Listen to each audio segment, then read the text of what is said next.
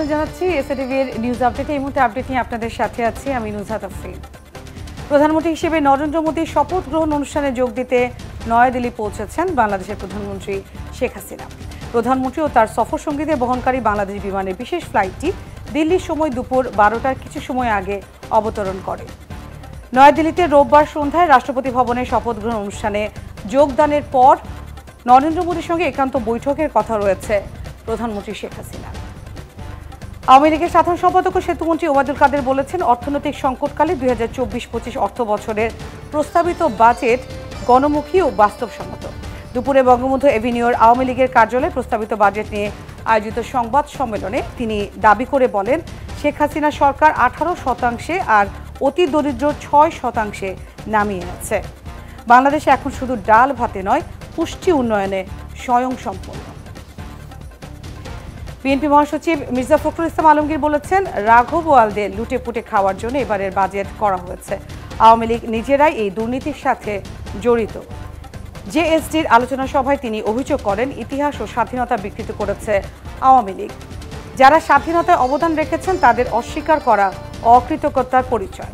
যারা ক্ষমতায় তারা বাংলাদেশের অস্তিত্বকে সংকটে ফেলেছে, মানুষকে শোষণ নিপীড়ন করছে, প্রতি মুহূর্তে ধ্বংস করছে ভবিষ্যৎ। আদালতের নির্দেশে সাবেক আইজিপি বেনজির আহমেদ এবং তার পরিবারের সদস্যদের নামে গোপালগঞ্জে নির্মিত Savanna Eco Resort and Natural পার্কে নিয়ন্ত্রণ নিয়েছে জেলা প্রশাসন। সকাল থেকে জেলা প্রশাসকের নির্দেশনা অনুযায়ী চলছে যাবতীয় কার্যক্রম। ফলে এখনই পার্কটিতে প্রবেশের সুযোগ পাবেন না দর্শনার্থীরা। জেলার বৈরাগীটোল গ্রামে 621 বিঘা জমির উপর দাঁড়িয়ে আছে এই রিসোর্ট।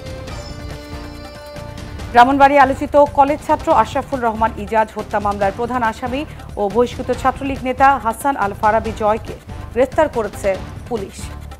সকালে তাকে গ্রেফতার করা হয়। গ্রেফতারে ফারাবি ব্রাহ্মণবাড়িয়া সরকারি কলেজে মাস্টার্সে অধ্যয়নরত এবং বহিষ্কৃত ছাত্রলীগ নেতা। গত 5 জুন ব্রাহ্মণবাড়িয়া সদর উপজেলা পরিষদ নির্বাচনে ভোট গ্রহণের পর শহরের কলেজপাড়ায় এই হত্যার ঘটনা ঘটেছিল। এবার থাকছে দেশের বাইরের খবর। ফিলিস্তিনের গাজায় শিশুদের উপর বর্বর হামলার কারণে ইসরায়েলি সেনাবাহিনীকে কালো তালিকাভুক্ত করেছে জাতিসংঘ। ইসরায়েলি হামলায় হাজার হাজার শিশু হতাহত হওয়ার প্রেক্ষাপটে এই সিদ্ধান্ত নেওয়া হয়েছে এবং নিয়েছে বৈশ্বিক এই সংস্থাটি। বিষয়টি নিশ্চিত করেছে জাতিসংঘের নিযুক্ত ইসরায়েলের রাষ্ট্রদূত গিলাদ আরদান।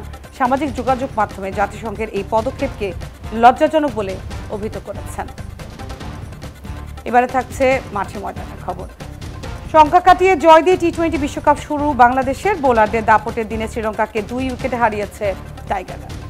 ডালাসের গ্র্যান্ড ট্রেডি স্টেডিয়ামে আগে ব্যাট করে 9 উইকেটে 124 তোলে শ্রীলঙ্কা। সমান 3টি উইকেট নিয়েছেন রিশাদ হোসেন এবং মুস্তাফিজুর রহমান। জবাবে তাওহিদ হৃদয়ের ঝড়ো 40 আর লিটন দাসের 36 রানে 6 বল হাতে রেখে জয় পায় বাংলাদেশ। শেষ করছি নিউজ আপডেট। এসএটিভি সব খবরের বিস্তারিত যাদের চোখ রাখুন পরবর্তী সংবাদগুলোতে। এছাড়া ভিজিট করতে পারেন www.satv.tv। সঙ্গে থাকার জন্য ধন্যবাদ।